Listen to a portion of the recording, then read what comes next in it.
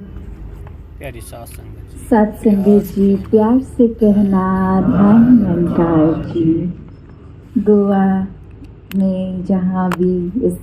आंगन में सभी सत्संग का आनंद ले रहे हैं, तो ये शब्द गोवा सुन के दासी को यही लगा कि जैसे इंग्लिश में गो को जाना और हिंदी में आने को आ, तो कैसे ये आत्मा हर समय से ये अनेक योनियों में ये शरीरों को बदल के ये जाना आना ये गोवा लगा हुआ है। तो कैसे अब जब ये मनुष्य योनि मिली है, ये मानव का शरीर मिला है, तो यहाँ पे इस आत्मा के पास वो चांस, वो समय कि जीते जी ही परमात्मा की प्राप्ति की जा सकती है। मनुष्य तन को इसीलिए सर्वश्रेष्ठ योनि कहा गया है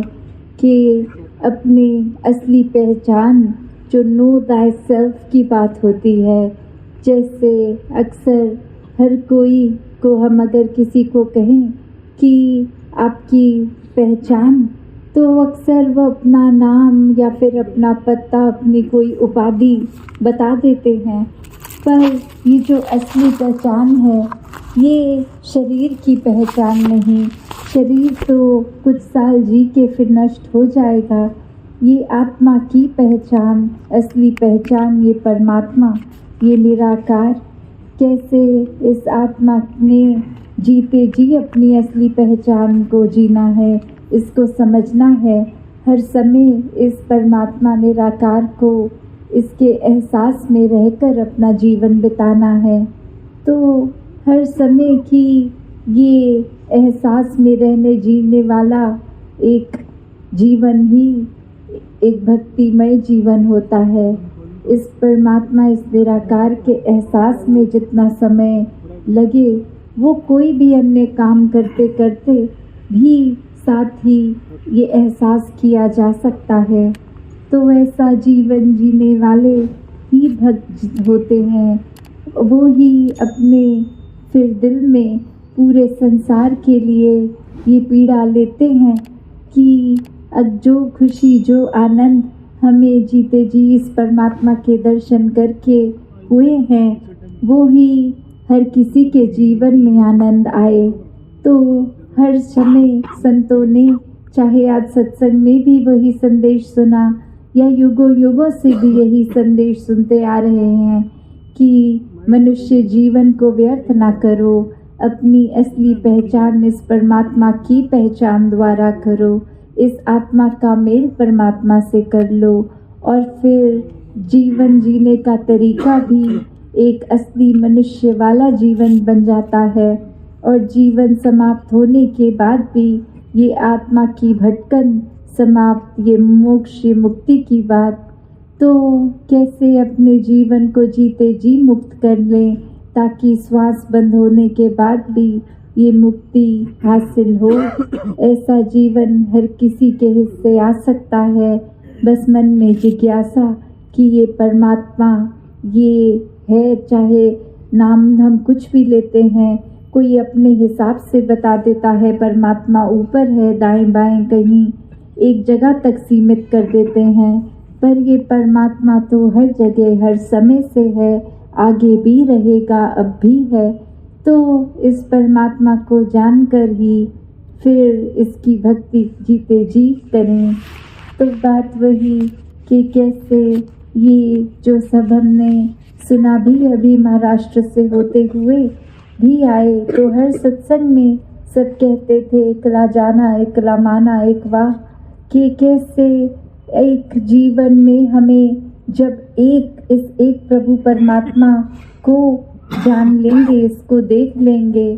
फिर ही इसमें विश्वास आएगा, इसके मानकर फिर एक होना संभव होता है। फिर वो एकता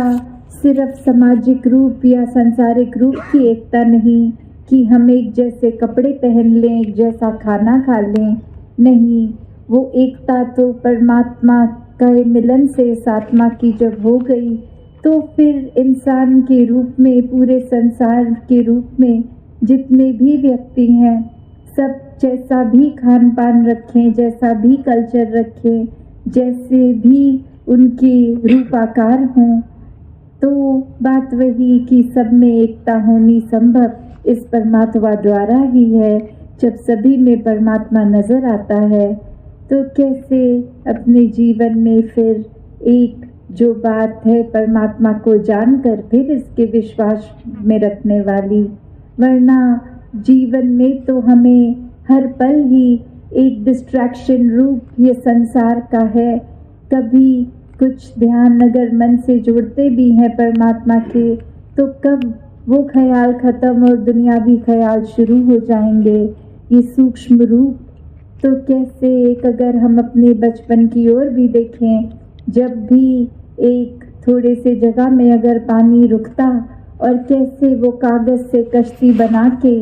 एक उसमें हम छोटा सा हल्का सा खिलौना भी रख देते थे कि ये किश्ती है, उसको असली एक बड़ी किश्ती समान डिपिक्ट करके और छोटे से खिलौनों को इंसान बना के कि देखो ये छोटा सा जो पडल है, ये जो थोड़ा सा कीचड़ का रूप, एक स्टैग्नेटेड एक रुका हुआ पानी, और उसमें भी कैसे ये कश्ती चल रही है, समुद्र रूप उसको बोल दिया। और जैसे जैसे फिर हम अगर उसी को एक हकीकत मान लेते हैं कि ऐसे ही जीवन में एक कागज़ रूपी कश्ती ने हमें पार करना है, तो फिर एक बात वही कि जैसे उसमें ज़्यादा वज़न गया नहीं कि वो उसी पडल में डूब जाती है, वो अपना बैलेंस खो देती है। और वहीं अगर हम यहाँ गोवा जैसी जगह में इतने बड़े समुद्र में भी देखते हैं कि यहाँ अब बड़े बड़े शिप्स हैं, तो इसमें भी फिर बात वही कि वो दायरा पहले छोटा और हल्की कश्ती कागज़ रूप, अब चाहे विशाल समुद्र और फिर भारी भारी वो कश्तियाँ भी एक स्टेबल चाहे कितनी हैं, फिर भी बात वही कि अगर उनमें भी छेद आ जाता है तो डूबना उस किश्ती का अवश्य हो जाता है। तो हम अपने जीवन में ये देख लें कि हम कहाँ खड़े हैं, हमारा विश्वास इस परमात्मा पे कितना है, एक परमात्मा को देखा भी है कि नहीं, या सिर्फ कहा सुनी में इसके ऊपर एक किसी प्रकार का विश्वास करना शुरू कर दिया है। तो इस परमात्मा को देखकर जब इस पे विश्वास करते हैं तो वो पक्का विश्वास होता है। फिर वो चाहे कश्ती का है साधन कैसे हों, वो कश्ती डूबती नहीं है, उस कश्ती में छेद नहीं होते, क्योंकि हर समय इस परमात्मा पर विश्वास होता है। तो ऐसा ही विश्वास जो है वो जीवन नैया को पार लगाता है, और जीवन जीते जी भी वो कश्ती रूप में जो आनंद है, वो जीवन का आनंद हर पल उठाया जा सकता है। और उसी प्रकार ये जीवन के हर पड़ाव पर चाहे लहरें हों या कुछ और डिस्टर्बेंस रूप परिस्थिति अनुसार, तो भी संत हमेशा एक रसी रहकर उस जीवन की यात्रा को बहुत बखूबी पूरा कर लेते हैं। तो ऐसा जीवन, मुबारक जीवन, जो इस परमात्मा से मिलकर अपने आप एक इंसानियत वाला जीवन कहलाता है।